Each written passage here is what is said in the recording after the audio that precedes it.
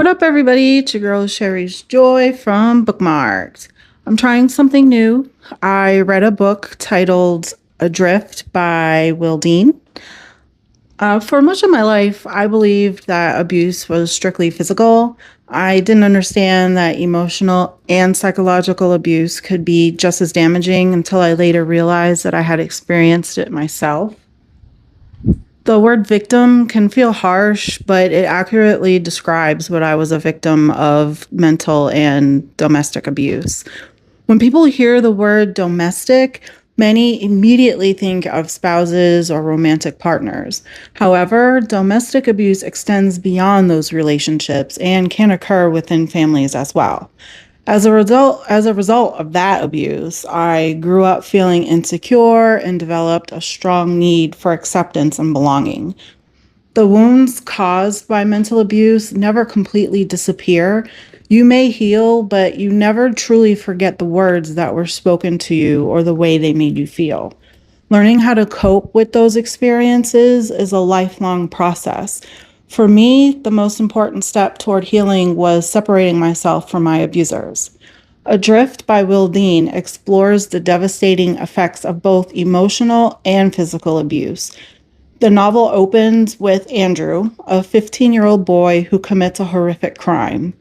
The story then jumps forward 20 years, introducing readers to Samson and his mother, Peggy.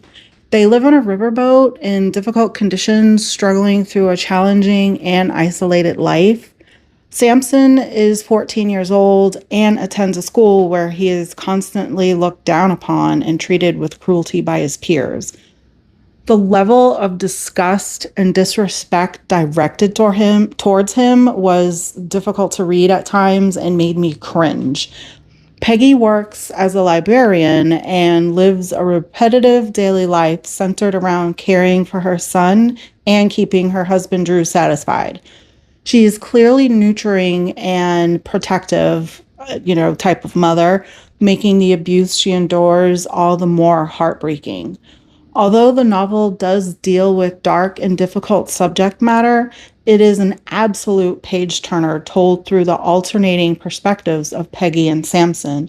The story allows readers to form deep emotional connections with both of those characters.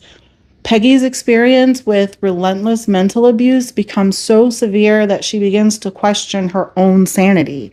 Samson faces bullying, physical violence from his peers, and emotional abuse from his father. Their struggles feel authentic and painfully real, making it impossible not to empathize with them. In the end, Adrift is much more than a thriller. It's a powerful examination of how abuse affects individuals and families. The novel highlights the lasting scars left by emotional manipulation, bullying, and violence, while also demonstrating the resilience required to survive them. As someone who has experienced mental abuse, I found Peggy and Samson's stories especially impactful. Their experiences served as a reminder that while the effects of abuse may never fully disappear, healing and strength are still possible. Thank you all for watching and listening. Again, I am Sherry's Joy. You listen to Bookmark. I am trying something new. Don't forget to like and subscribe. Love the world.